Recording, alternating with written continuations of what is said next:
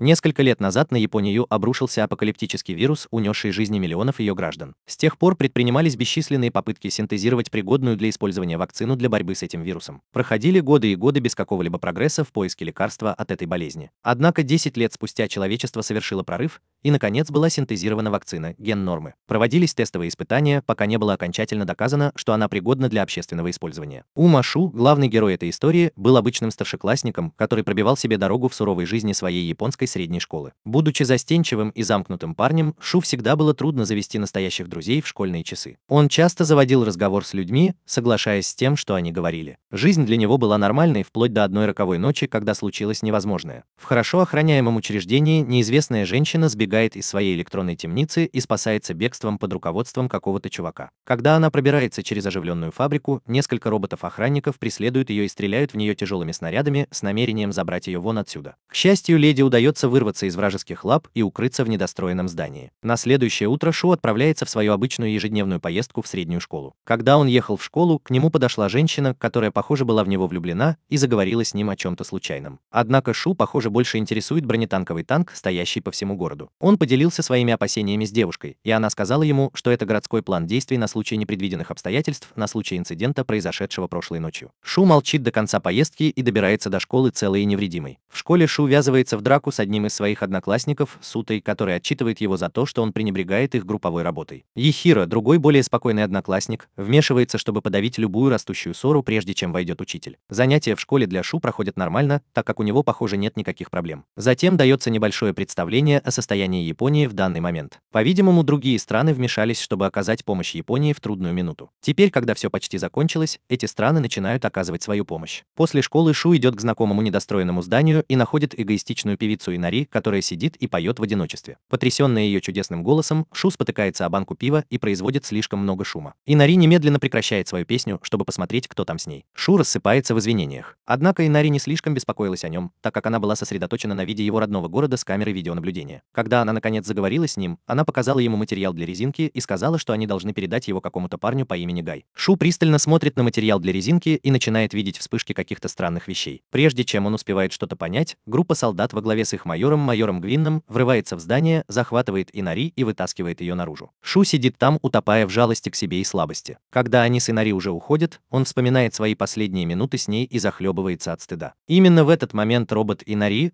Неру, или сокращенно Неру, бросается к нему и показывает что-то, чтобы он мог это увидеть. Шу узнает карту и также вспоминает последние слова Инари, сказанные ему о доставке чего-то парню по имени Гай. Так что он берет пузырек и начинает свое путешествие, чтобы найти Гая. Где-то в другом месте мать Шу, Харука, и ее напарник обсуждают некоторые результаты своих исследований со своим командиром. Тем временем майор Гвин и его люди допрашивают Инари о местонахождении флакона, который был у нее с собой. Как и ожидалось, Инари отказывается предоставить им какую-либо важную информацию. В результате майор Гвин решается на самый бесчеловечный поступок, который только можно придумать. Чтобы наказать ее за молчание, он называет каждого жителя этого района зараженным и приказывает своим людям казнить их. Шу, с другой стороны, прибывает в пункт назначения на роботе. Там он встречает нескольких головорезов, которые пытаются заставить его отдать им флакон с нормой джин. Шу умоляет их отпустить его, но они решают избить его до полусмерти. К счастью, Гай и его напарник Аэсе прибывают как раз вовремя, чтобы выбить дерьмо из всех головорезов. Отправив их собирать вещи, Гай сталкивается с Шу и спрашивает об Инари. Шу появляется молчаливая и разочаровывает Гая. Однако, прежде чем он успевает заговорить, где-то вдалеке раздается громкий хлопок. Гай и его люди немедленно бросаются на помощь,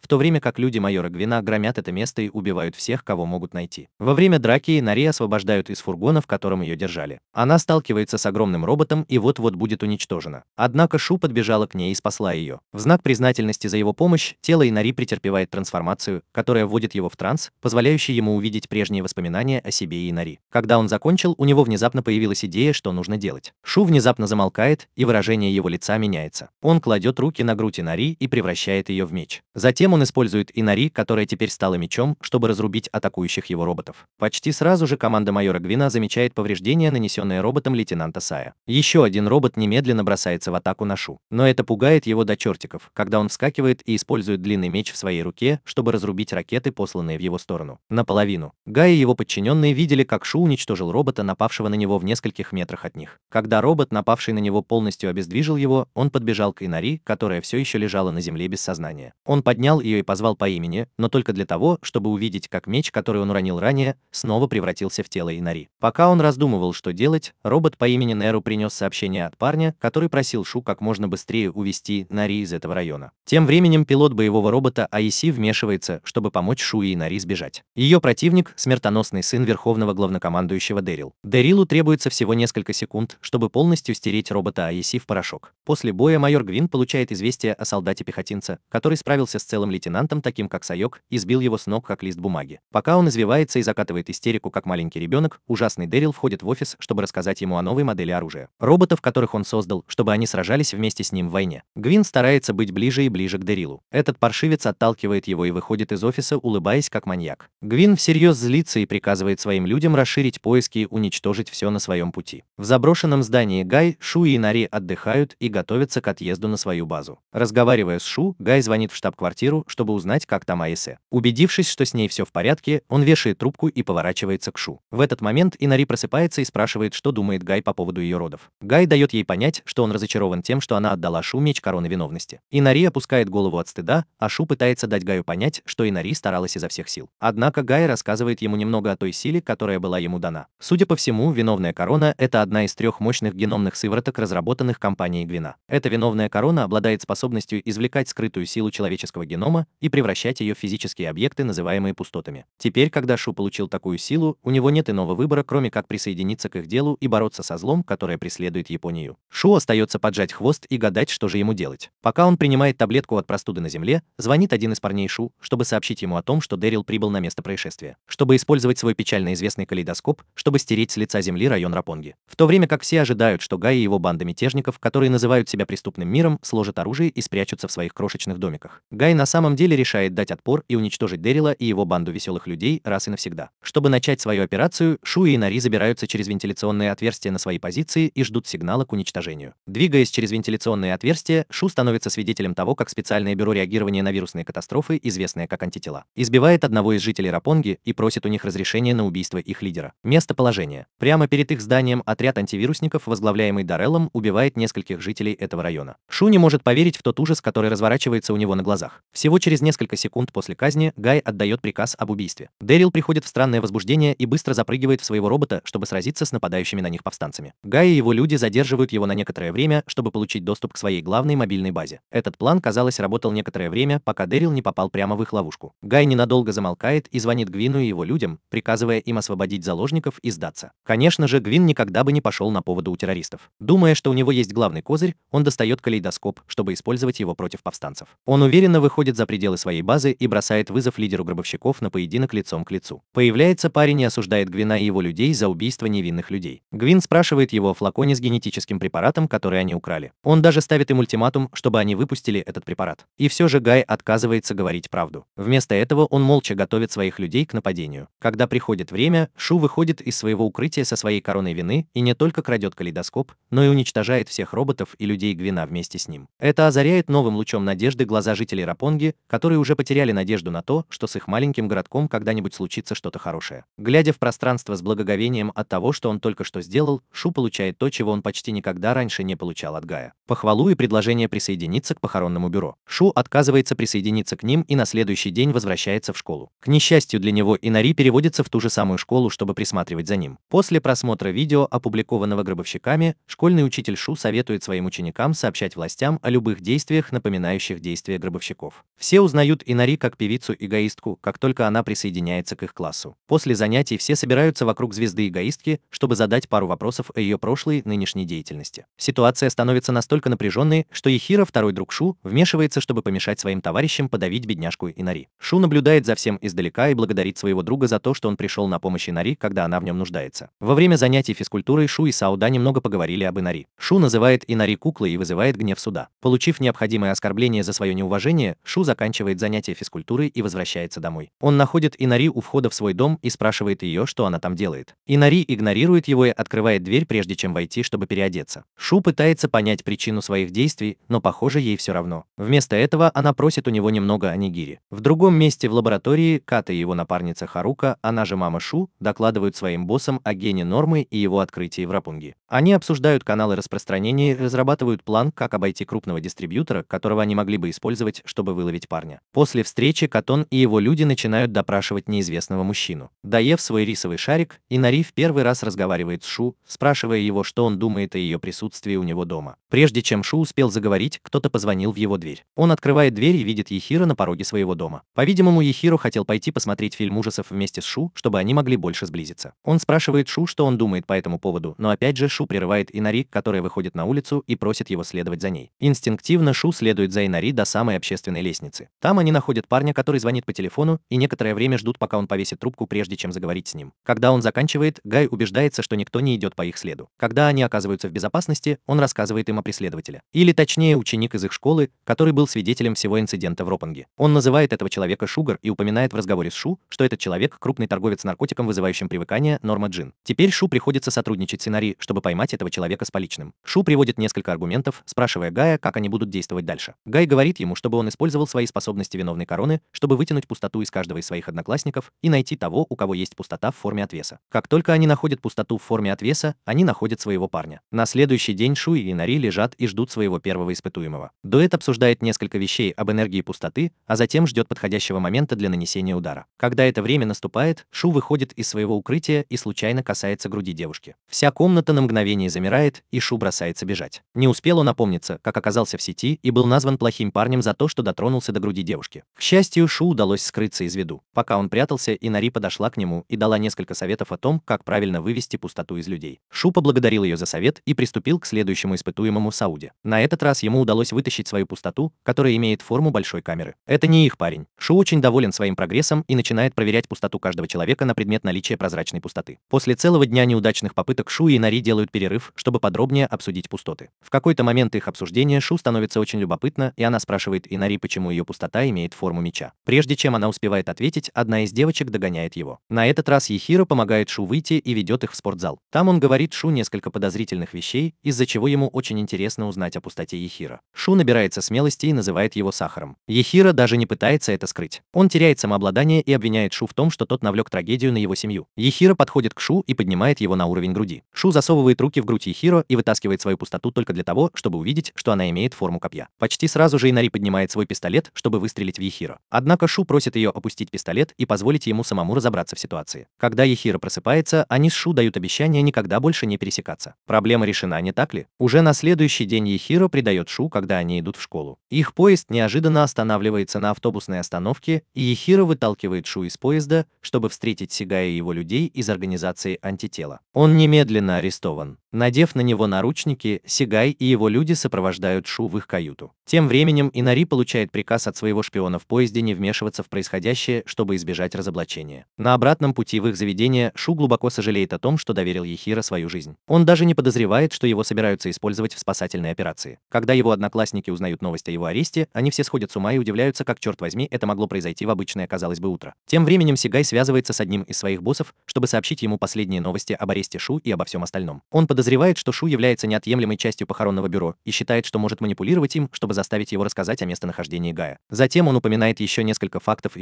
не забывая показать своему боссу видео, которое парень выпустил, чтобы сообщить им об их следующем нападении. После встречи Сигай наконец садится в ту же машину, что и Шу, чтобы его перевезли в более дружелюбное учреждение. Там он рассказывает Шу историю Ехиро, прежде чем отвезти его к брату Ехиро, Джуна, в их изолятор. Итак, сделка с Ехиро заключается в том, что его брат серьезно заразился вирусом и в настоящее время проходит курс лечения в их изоляторе. Чтобы не отставать от расходов на поддержание жизни своего брата, Ехиро должен следовать инструкциям Сигая и поставить гробовщиков на колени. Затем Сигай рассказывает о вирусной вспышке, произошедшей в Японии 10 лет назад, и пытается исказить правду, чтобы выставить Гая плохим парнем в мире. Вся ситуация в целом. Тупица начинает смотреть на гробовщиков с другой точки зрения. Сигай видит, что его манипуляции работают, и пытается оправдать убийство жителей Рапанги на днях. Опять же, Думпшу верит всему и просит у Сигая еще несколько доказательств, чтобы оправдать свои утверждения. Сигай показывает ему видеозапись массового убийцы по имени Кидо Кэнзи, который в настоящее время отдыхает в их подземельях от множества обвинений в убийстве. Шу делает глубокий вдох и задается вопросом, кто же может говорить правду. Именно в этот момент Сигай предлагает ему выбор. Он кладет на стол ручку передатчик и просит Шу взять ее. Всякий раз, когда он оказывается рядом с Гаем, он должен дважды нажать синюю кнопку и определить их местоположение, чтобы они могли уничтожить Гая раз и навсегда. Он также дает понять Шу, что если он попытается обмануть их, то будет вынужден попросить Инари воспользоваться ручкой-передатчиком. Тем временем Инари Инари возвращается в заброшенное здание, в котором она была изначально, и смотрит запись того, как Шу сражается с врагами. Несколько часов спустя Гай переодевается адвокатом Шу Мейсоном и пробирается в помещение, где содержалась Шу. Встретившись лицом к лицу с Шу в качестве его адвоката, Гай говорит ему, чтобы он успокоил свои яйца, пока они будут воплощать свои планы в жизнь. Шу, который вот-вот закричит во все горло, держит рот на замке и позволяет команде Гая делать свое дело. ISA и остальные немедленно начинают взламывать сеть объекта, в то время как Гай останавливает Шу. Во время их обсуждения Гай упоминает, что они здесь для того, чтобы освободить еще одного члена своей команды, Кета Кэнзи. Затем он рассказывает ему еще о нескольких важных моментах их плана, но Сюй говорит ему, что он не хочет в этом участвовать. Когда он выходит из себя и обвиняет Гая во всех своих трагедиях, на объекте отключается электричество. Гай немедленно приступает к операции, и его команда реагирует в соответствии с планом. Шу долго и упорно обдумывает свое решение, но вскоре звонит Инари и просит Шу подождать ее, пока она подойдет к нему. Гай очень раздражается, так как изначально сказал Инари держаться подальше от миссии. Ее присутствие там может означать только то, что она здесь для того, чтобы спасти свою туфлю. Прежде чем он успевает все уладить, прибывают несколько охранников, чтобы остановить Гая и туфлю. Они вместе разбираются с охранником и продолжают поиски Кета Кенджи. Тем временем охранники с объекта пытаются перевести Кета на другой объект, но люди Гая спешат его найти. Шу, который уже сбежал из своей камеры, встречается с Айсе и ее боевым роботом. Айсе просит его рассказать обо всем, что он сделал, чтобы манипулировать Инари, чтобы она никогда не ослушалась Гая. Шу игнорирует ее просьбу и продолжает бежать изо всех сил. Сигай, с другой стороны, остается спокойным, пока ищет Кито в суматохе, разворачивающейся перед ним. Гай и его люди догоняют охранников, перевозящих Кито Кэнзи. Прежде чем они успевают уйти слишком далеко, они взрывают мост, по которому бежали охранники, и освобождают Кито. Шу быстро подбегает к Кито и высвобождает свою собственную пустоту. Он без всяких извинений стреляет из пистолета в приближающегося боевого робота и узнает о скрытых способностях этого пистолета. По-видимому, оказывается, что пистолет может манипулировать гравитацией и на некоторое время делать все, во что попадает невесомым. Шу, когда до него доходит идея создания пистолета, видит, как Инари падает с крыши здания, чтобы прийти к нему. Прежде чем она упадет на землю, он быстро нажимает на настройки пистолета Мака и стреляет в Инари, чтобы она могла быть невесомой в течение нескольких минут, пока он пытается, чтобы связаться с ней. Он подпрыгивает в воздухе и цепляется за Инари. Затем он достает ее меч пустоты, который является легендарным длинным мечом, и использует его, чтобы разрезать ракеты и боевых роботов, атакующих его. Сигай стоит где-то на первом этаже в благоговейном страхе перед огромной силой и сосредоточенностью, которой демонстрирует Шу. За считанные минуты все здание сгорело дотла,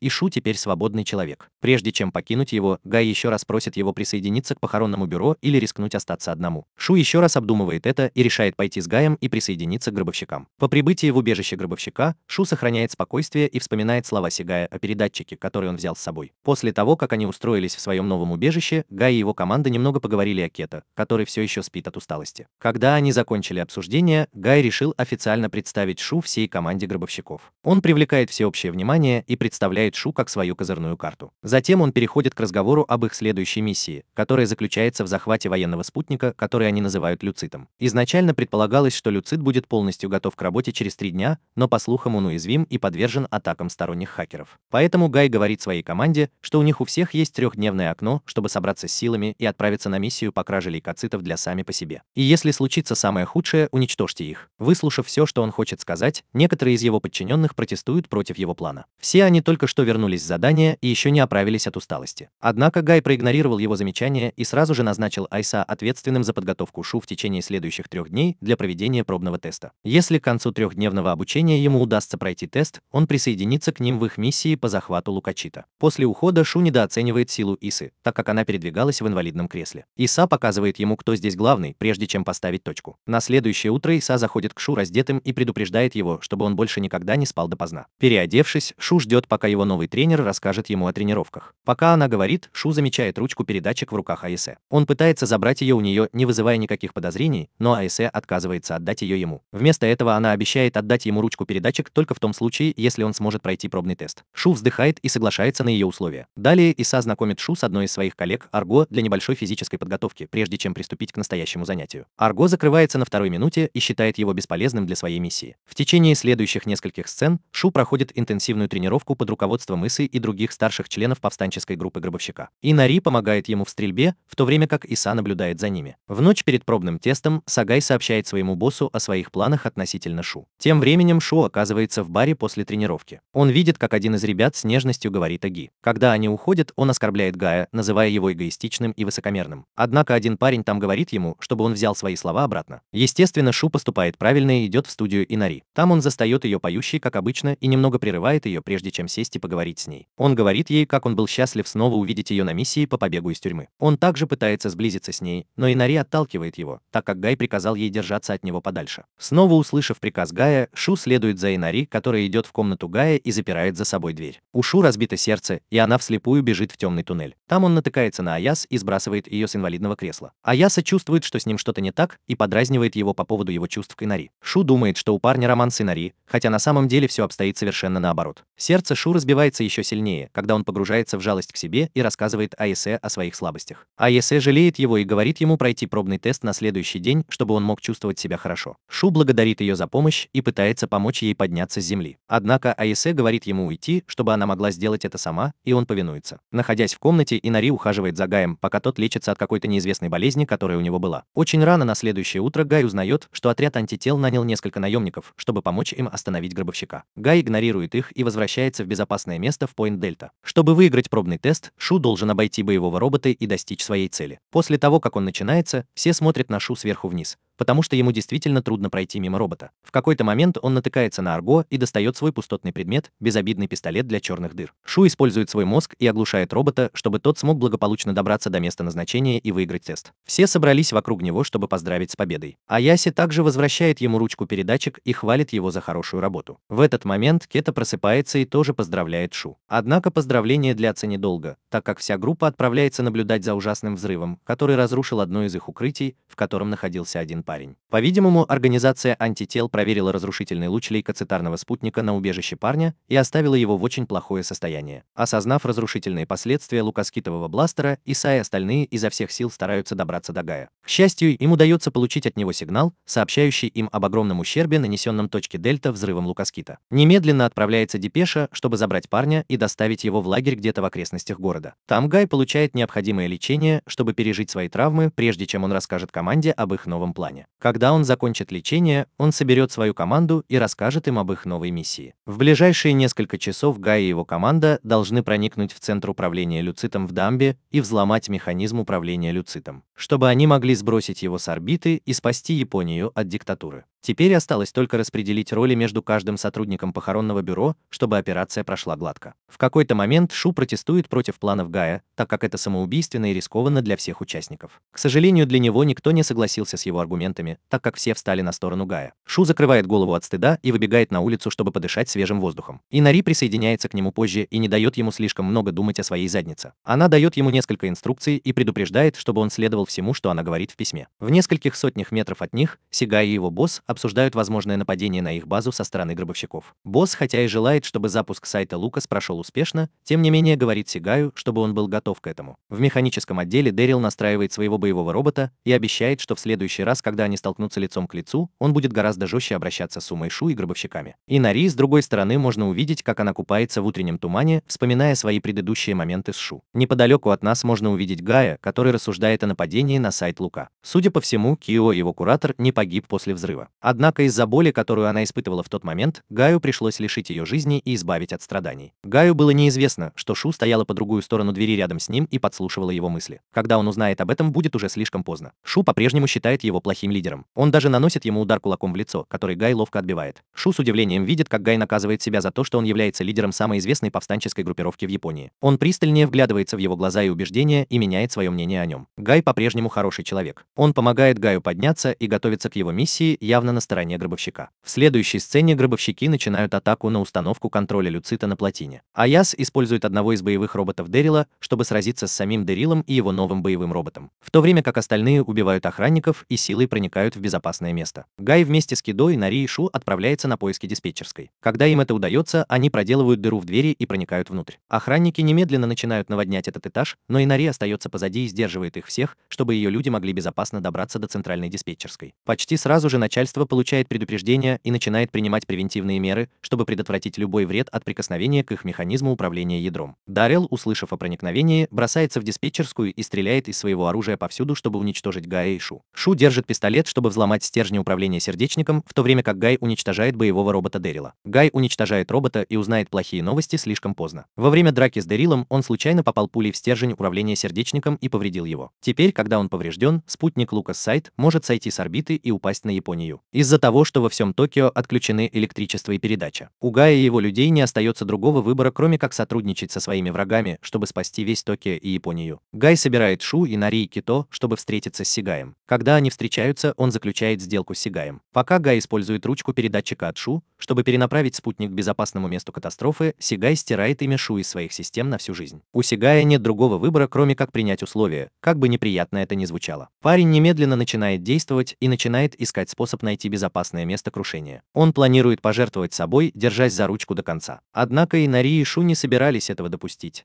так как Инари отдала Шу свой длинный меч Пустота, который является мечом виновной короны для его использования. Шу, вернув меч, бросается к Гаю и убеждает его позволить ему попытаться остановить выравнивание лейкоцит и второй спутник. У них есть 32-е окно, прежде чем это произойдет. Аяси ведет обратный отсчет и сигнализирует Шу, когда наступит подходящее время для удара по спутнику. Когда наступает подходящее время, Шу использует всю мощь своего арсенала и концентрирует ее в одном единственном взрыве, который уничтожает спутник лейкоцитов до того, как он достигнет Земли. Когда спутник исчез, а угроза нейтрализована, все усаживаются и наблюдают за полярным сиянием, возникшим в результате взрыва. Шу принимает свою судьбу и называет себя официальным членом похоронного бюро. В другом месте Катон встречается с неизвестной женщиной, которая поздравляет его с тем, что он помог ей найти женщину, которая поможет им в их следующем плане. Через несколько дней после инцидента с лейкоцитами Шу возвращается в школу. Однако на этот раз некоторые ребята издеваются над ним из-за того, что его арестовали в штабе. Шу пытается убежать от них, чтобы избежать дальнейших оскорблений с их стороны. Однако, к его удивлению, глава профсоюза студенческого совета Кухуи Нариса, наследник группы Кухуинов, подходит и дает пощечины студентам за то, что они оскорбили своих сокурсников за что-то, что вышло из-под его контроля. Затем она сопровождает Шу в его класс, чтобы убедиться, что он больше никогда не подвергнется оскорблениям из-за своего ареста. К счастью, ученики получили памятку и перестали запугивать его из-за ареста. Ариса очень довольна зрелостью, проявленной его одноклассниками, и возвращается в свой класс. Во время обеденного перерыва Шу ест вместе со своими людьми и обсуждает группу Кухуинов и судьбу Арисы как наследницы компании. В какой-то момент их обсуждения Хэйр, девушка, которая влюблена в Шу, спрашивает Шу о Ихиро, но его, кажется, нигде нет. Его недавно нашли. Они отказываются уделять много внимания своей жизни, продолжая есть. К вечеру мама Шу, Харука, возвращается домой и находит Инари и Шу сидящими на диване в ее гостиной. Шу изо всех сил старается объяснить матери, в каком затруднительном положении он оказался. Харука, который, похоже, все равно направляется на кухню, чтобы приготовить ужин для их гостей Инари. В другом месте Гай проводит встречу со своими людьми. Судя по всему, в их последней битве им не хватает оружия и финансирования. Если они не найдут оружие в ближайшее время, у них могут закончиться средства, необходимые для поддержания жизни их группы. Тем временем Ириса, принимая ванну под душем, вспоминает свои последние минуты с дедушкой, который пригласил ее на вечеринку на яхте на следующий день. После этого воспоминания она немного рыдает из-за того, что ее жизнь вышла из-под контроля. К вечеру Харука находит своего сына в его комнате, который раскладывает свою одежду. Она рассказывает ему об Инари и говорит комплименты о том, какая она красивая. Она показывает сыну большой палец и продолжает рыться в своем гардеробе в поисках платья. Когда она находит его, то гладит и готовит к вечеринке на яхте на следующий день. На следующий вечер Сигай и его люди встречаются с безупречно сильным Дэном. Теперь Дэн — взрывной парень, который обожает взрывать все вокруг до полного уничтожения. Ранее в тот же день он узнал, что высшее руководство страны устраивает вечеринку на яхте в карантинных водах. Поэтому, чтобы подготовиться к ним, он организовал флот ракет класса Земля-воздух и сотрудничал с Генштабом, чтобы они могли атаковать яхту в мертвой зоне ночи и, возможно, уничтожить его. Тем временем Гаю и Шу удалось проникнуть на яхту. Они нападают на двух сопровождающих и крадут их одежду, чтобы встретиться с главой группы Кухуинов и, возможно, поговорить с ним. Переодевшись в раздевалке, пара отправляется на вечеринку, чтобы найти Кухуина. Во время поисков лидера группы Шу обнаруживает, что его мать с кем-то разговаривает. Он очень пугается и бросается обратно в раздевалку, чтобы спрятаться от нее. По пути он натыкается на Арису, которая следует за ним, чтобы выяснить, в чем дело. Шу просит Гая держать Арису на расстоянии, пока он прячется от своей мамы. Гай бойкотирует Арису по дороге и не дает ей подходить слишком близко к Шу. Он немного дразнит ее и заставляет легонько шлепнуть его по щеке. Дэн, с другой стороны, готовит свою команду к запуску ракет «Драгун» в сторону корабля. Аясе и ее люди обнаруживают это как раз вовремя, чтобы сообщить об этом Шу. В первом часу они советуют ему забрать Гая и убраться с корабля, но Шу не готов пойти на такой трусливый шаг. Шу заканчивает разговор и возвращается внутрь, чтобы найти Джа. Он застает Гая на встрече с лидером группы Кунина и обращает его внимание на ракеты, приближающиеся к кораблю. Гай тут же придумывает план и просит Шу подождать его на палубе. Затем он быстро мчится за Арисой и приводит ее на корабль, просто чтобы заманить ее в ловушку и заставить отдать свою пустоту в пользование Шу. Ракета уже приближалась к цели. Когда осталось меньше 30 секунд, Шу достает пустоту Арисы, которая является непроницаемым щитом, и использует ее, чтобы полностью рассеять ракету. Дэн немного злится и продолжает приказывать своим людям выпустить еще больше ракет. Тем не менее, Шу останавливает их всех пустым щитом Арисы, сохраняя всех пассажиров в целости и сохранности. Когда у них заканчиваются ракеты, Дэн испытывает шок. После всей вечеринки глава группы Кунан предложил финансировать похоронное бюро. Все получили хорошие новости и были более чем счастливы услышать такие хорошие новости. Тем временем Ариса просыпается и видит рядом с собой Гая. Она пытается вести себя как настоящая женщина, но Гай видит ее уловки насквозь и гладит ее по голове. На следующий день Инари и Шу вместе идут в школу, оставив Харуку дома. Харука смотрит на фотографию Шу и улыбается мужчине, которым он становится. Проходит несколько дней и ничего необычного не происходит. В день своего отпуска Шу и Инари собирают вещи и готовятся отправиться на пляж Асима. Харука немного поиграла с ним и попросила своего сына навестить могилу его отца, пока он там. Шу согласно кивает и направляется к морскому порту. Через несколько мгновений после того, как они прибыли в Асиму, Шу вспоминает свою предыдущую встречу с Гаем. Судя по всему, владелец похоронного бюро планировал проникнуть в штаб-квартиру на пляжном курорте. Только на этот раз им нужна помощь Сауды, так что ему придется пойти с нами. Шу вздыхает и поселяется в их частном семейном доме вместе с Саудой. Позже все они переодеваются в пляжную одежду, чтобы искупаться в морской воде перед тем, как приступить к работе. Шу видит Инари в ее красивой пляжной одежде и пристально смотрит на нее. С другой стороны, она переодевается в свою собственную пляжную одежду и крадет обувь для себя. Поблизости замечено еще несколько сотрудников похоронного бюро, которые наблюдают, как веселятся дети, стоя на страже и наблюдая за происходящим. После утреннего купания дамы переодеваются в свою обычную одежду и отправляются на поиски карцера. Тем временем карцер был занят тем, что отдавал дань уважения могиле своего отца. Гай присоединился к нему несколько мгновений спустя, и они вдвоем обсудили отца карцера и его работу в качестве профессора в штаб-квартире. Шу признается, что на самом деле у него не осталось никаких ярких воспоминаний о своем отце, так как он умер через несколько минут после потерянного Рождества, когда случился апокалипсис. Гай меняет тему разговора и показывает Шу секретный штаб, спрятанный в лесу Асимы. Шу спрашивает его об этом, и Гай говорит, что ему нужен камень, с которого все началось. Говорят, что этот камень положил начало всему апокалипсису, и он окажется очень полезным для них, если они смогут его вернуть. Однако, чтобы эта миссия сработала, им нужно будет использовать пустоту Сауды,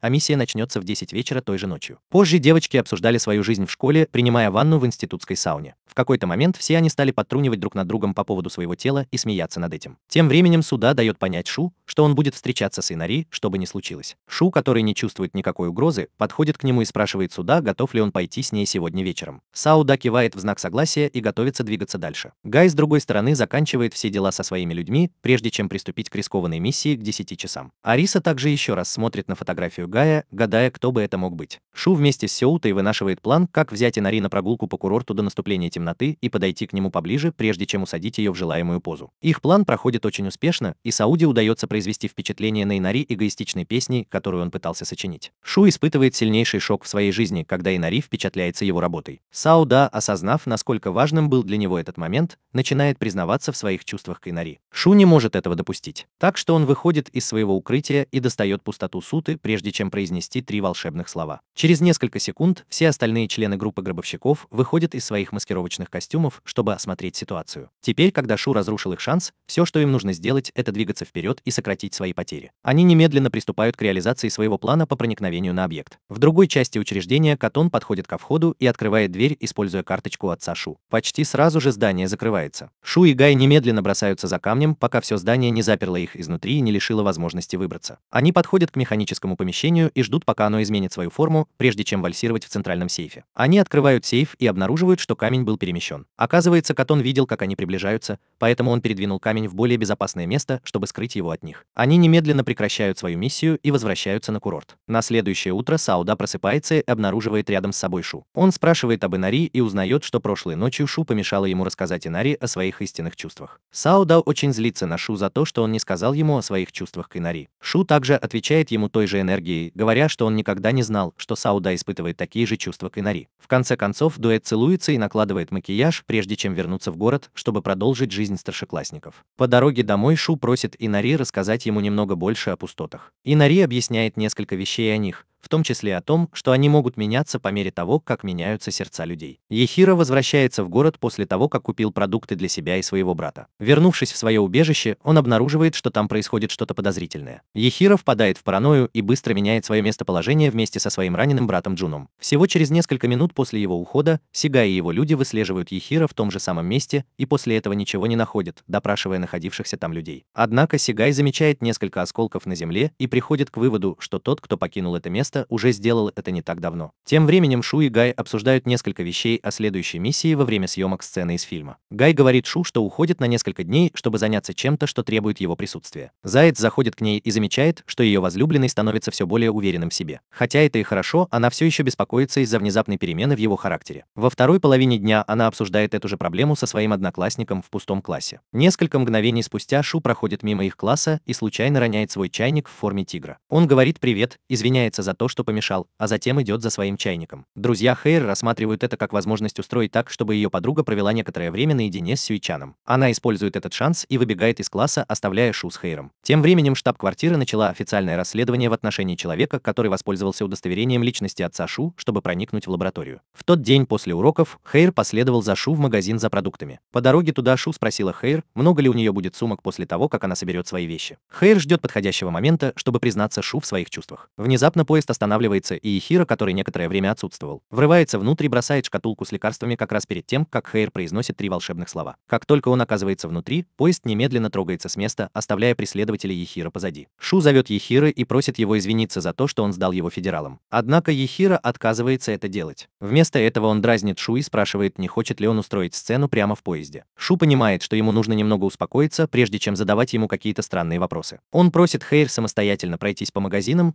а сам следует за Ехиро, чтобы расспросить его. По дороге в неизвестное место Ехиро рассказывает Шу всю правду. Судя по всему, они пригрозили Джуна прекратить сотрудничество, если он не предаст Шу. Ехиро был готов на все ради своего брата, так что он предал Шу, не задумываясь ни на секунду. Несколько мгновений спустя Ехиро и Шу прибывают в новое убежище, где Ехиро просит у Шу немного денег, чтобы он мог продолжать бегать вместе со своим братом. Они не знали, что за ними наблюдает штаб-квартира. Дэн звонит Сигаю и сообщает ему о последних новостях. Сигай, который знает, что делать, дает ему знак «хорошо» и готовится к следующему этапу их плана. Выслушав просьбу Ехиро о выделении денег, Шу решает позвонить своим родным в похоронное бюро и убедить их принять Ехиро в свои объятия. Его план сработал, и Ехиро очень благодарен ему. Сигай и его команда с другой стороны затаились и тайно ждут у входа в убежище Ехиро, чтобы дождаться их выхода. Когда они появляются, он открывает огонь по ним всем. Ехиро и Шу Джун, брат Ехиро, уходят с линии огня. Оказавшись в безопасности, Шу начинает уничтожать пустоту Ехиро, чтобы сразиться с Сагаем и его людьми. Поначалу Ехиро думал, что Шу собирается предать его, но Шу говорит ему прекратить это дерьмо и достает пустоту Широ и Ехиро, чтобы сразиться. Через несколько секунд после начала боя появляется Дэрил со своим боевым роботом и вызывает Шу на поединок. Шу пытается увести Дэрила подальше от Джун. На какое-то время это срабатывает, но хныканье Джун заставляет Дэрила повернуться к нему лицом и выстрелить удлинителем в Джун. Джун получает удар от удлинителя Дэрила и оказывается прижатой к стене. Как раз в тот момент, когда все уже думали, что все кончено, произошло что-то странное. Лей в конце июня, который является кристаллом апокалипсиса от болезни, отделяется от тела Джун, присоединяется к военному роботу Дэрила и разрушает его. Дэрил очень беспокоится, когда та самая машина, которой он доверяет сражаться с ним, оборачивается против него. Все попытки получить контроль над его машиной оказываются тщетными, так как машина взрывается сама по себе. Среди всего этого шума Шу переносится в воспоминания Джуна. Там он узнает о связи Джуна с его братом Ехиро за несколько мгновений до того, как произошло событие «Потерянное Рождество». Джун умоляет Шу покончить с собой, так как боится того, во что превратился его брат Ехиро. Ему бы очень не хотелось быть причиной того, что его брат продолжает оставаться плохим и угрюмым. Так что если спасение его брата означает, что он должен умереть прямо сейчас, то он с радостью сделает это, не задумываясь. Объяснив причину своих действий, Шу покончит со всем этим одним движением. В последние минуты своей жизни Джун благодарит Шу и его старшего брата за то, что они были рядом с ним, пока он был жив. Шу возвращается в реальный мир и забирает Ехиро из убежища. Ехиро просыпается через несколько мгновений и узнает правду. Шу только что убил своего младшего брата Джуна. Стоящая рядом Хэйр, которая с самого начала была свидетелем всей драки, широко раскрывает глаза от удивления, когда узнает правду о Шу. Несколько ночей спустя Шу и гробовщики отправляются на очередную миссию по перехвату конвоя, предположительно перевозящего камень жизни по шоссе. Кажется, что все идет гладко, пока его башмаки не начинают играть свою роль. Когда приходит время Шу выхватить длинный меч Инари для финальной атаки, он начинает проявлять хладнокровие и разочаровывает всех. В мгновение ока весь план проваливается, и гробовщики сталкиваются с сильным огнем из штаба. Гай продолжает поддерживать своих ребят в игре, надеясь, что Шу наконец преодолеет все трудности, через которые ему приходится проходить. К сожалению, все становится только хуже, когда Шу видит воспоминания о Джун и убегает. В конце концов, Гай вынужден прервать миссию и забрать своих солдат домой. Шу возвращается домой с провалом в глазах гробовщика после того, как испортил их последнюю миссию. На следующее утро Шу просыпается после кошмара о своей старшей сестре. Через несколько секунд после пробуждения Хэйр подходит к нему в заброшенном здании и протягивает бутерброд. Шу молчит и забирает бутерброд. Хэйр пытается попросить его открыться ей. К К сожалению, Шу не был готов к этому, так как все время, пока она говорила, держал рот на замке. Некоторое время спустя ему позвонил Гай и пригласил на встречу. Шу проигнорировал звонок и вывел Гая из себя. На следующем этапе Гай встречается с Ирисой и ее дедушкой, который возглавляет профсоюзную группу. Там дедушка спрашивает его о причине, по которой он так хочет бороться с ГЭК. Парень шокирует его и Ирису, признавшись, что он борется за женщину. Дедушка громко смеется и рассказывает ему, где находится камень жизни. Судя по всему, штаб-квартира в настоящее время планирует перевести камень за границу. Парень благодарит его за информацию и готовится атаковать транспортное судно. На следующий день Шу возвращается в школу вместе с Зайцем. Заяц очень рад видеть Шу снова в школе и изо всех сил старается подбодрить его. Однако Шу просто опускает голову и спрашивает об Инари. Когда сюда заходит поговорить с ним, он видит вокруг себя болезнь Эндлеева. Это так пугает Шу, что он кричит и бежит обратно в заброшенное здание. Аесе приходит к нему через несколько минут, чтобы попытаться вразумить его. Однако Шу уже зашел слишком далеко, так как потерял всякую веру в себя. Гай тоже появляется, чтобы вразумить Шу, но Шу остается таким же трусом, как и был, и отказывается выступить и бороться за свободу Японии. Разочарованный, Гай убеждает Аесе оставить трусов в покое, пока они мирно сражаются за свою свободу. Заяц, который был поблизости и подслушивал, проливает немного слез из-за ситуации с Шу. Шу возвращается домой и находит там Инари. Он извиняется за то, что не написал ей сообщение или не позвонил поначалу, но Инари просто хочет знать, все ли с ним в порядке. Она встает со стула и на несколько сантиметров приближается к Шу, чтобы она могла подарить ему несколько подарков. Как мы уже знаем, трусливая Шу снова видит монстров и выбрасывает подарок из своих глаз. Инари тихо всхлипывает и видит себя выходящей из дома Шу. В следующей сцене Дэн и его люди собираются в аэропорту, чтобы проводить генерал-майора Яна, который покидает страну с камнем жизни. Прождав около часа, Ян прибывает в аэропорт с камнем жизни и своей секретаршей. Дэрил стоит и ждет в конце лифта, чтобы снова увидеть всемогущего генерал-майора. К своему ужасу он обнаруживает, что тот целует свою секретаршу. «Какой позор», — подумал Дэрил. Увидев Дэрила, Ян закрывает лифт и продолжает движение на следующий уровень. Тем временем Гай проходит обычное лечение, прежде чем приступить к выполнению своей следующей миссии. Инари заходит к нам и просит кое-что прояснить. Она влюблена в Шу? Или она просто боится, что он уйдет от них навсегда? Гай понимает, что Инари, возможно, была влюблена в Шу, поэтому он советует ей пережить это, прежде чем делать что-то опрометчивое.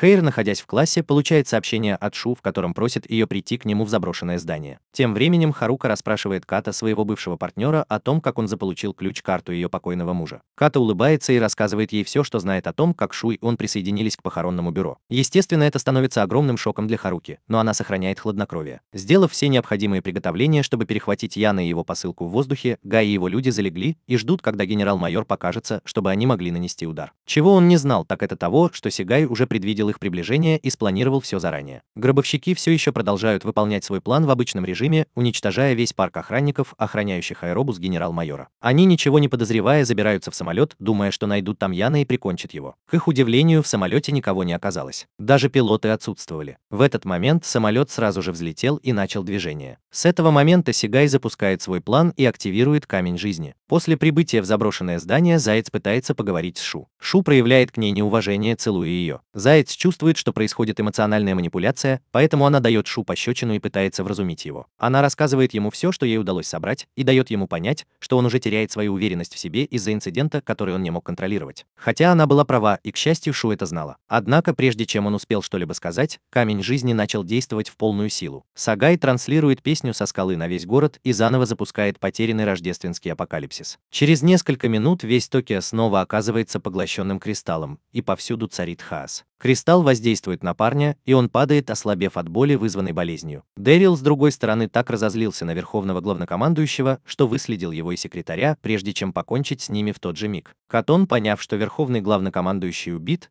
назначает себя временным руководителем всего военного командования в Токио и назначает их находиться под действием антител. Он объявляет чрезвычайное положение первого уровня и распределяет задачи между всеми военными силами вокруг города. Затем он берет Харуку в заложники и заставляет ее оставаться с ними в диспетчерской. Однако Дэн, сильный мужчина, вмешивается и помогает Харуке сбежать. К несчастью для него, он погибает от пули Сейги. Харука мчится по коридору, надеясь найти по пути каких-нибудь союзников. Тем временем Шу и Хейр выясняют, что происходит во всем городе. Аесе обвиняет Шу в том, что он сбежал как трус, вместо того, чтобы собраться с силами и сражаться как мужчина. Шу понимает, что он обессилел. Чтобы загладить свою вину перед своими людьми, он находит папу и просит Сауду, Арису и Ихира встретиться с ним в заброшенном здании. Тем временем силы Ката в Ханаде пересчитывают все вражеские силы, оставшиеся поблизости. Ката и Сигай прибывают в Роппанги и готовятся к переправе через реку реку плача и прочего. Собрав всех учеников, которые ему нужны, Шу становится очень угрюмым и размышляет, что же делать в этой ситуации. Гай, с другой стороны, продолжает пытаться найти путь к отступлению от вражеской армии. Они натыкаются на Харуку, которая продолжает расспрашивать их о своем сыне. Инари говорит Харуке, что Шу больше нет с ними. Однако она все еще верит, что он придет за ними в свое время. Ученики продолжают приставать к Шу, требуя объяснить им, что черт возьми происходит. Когда ситуация становится все более напряженной, Шу решает провести небольшую демонстрацию. Он прижимает волосы к себе и высвобождает свою силу пустоты, которая представляет собой пластырь. Затем он использует пластырь, чтобы починить неисправного робота Фуюнару и вернуть его к жизни. Это приводит всех присутствующих в восторг, так как они продолжают задавать все больше вопросов. Шу успокаивает их и объясняет концепцию пустотных объектов каждому из них. В какой-то момент Ехиро вмешивается и просит Шу рассказать им о гробовщиках и о том, почему он хотел бы спасти таких людей, как они. Шу объясняет всем, что гробовщики спасли его из адской дыры, в которой он был, когда у него была депрессия. Он извиняется перед всеми за то, что использовал свои силы пустоты раньше, не поставив их в известность, и надеется, что с тех пор они охотно одолжат ему свою силу пустоты. К счастью, люди ценят эту мысль и предлагают свою поддержку. В следующей сцене Харука, Инари и Гай врываются в вышку сотовой связи штаб-квартиры и взламывают ее, чтобы песня Инари могла дойти до самых дальних концов города. Несмотря на то, что хаос и беспокойство все еще нарастают, Инари начинает свою песню. Поначалу ничего не происходит. Однако по мере того, как она продолжает петь своим сладким голосом, хаос начинает стихать, и пустота Инари поглощает весь город. Внезапно люди, которые когда-то были заражены этой болезнью, исцелились, и камень жизни тоже был уничтожен. Шу и другие студенты грубо ворвались в штаб-квартиру в Ханеде. По пути на них напали охранники и боевые роботы. Однако Шу использует пустоту других своих одноклассников, чтобы спасти их всех. Дэрил получает новости о том, что ученики обходят все уровни безопасности. Он приходит в такую ярость,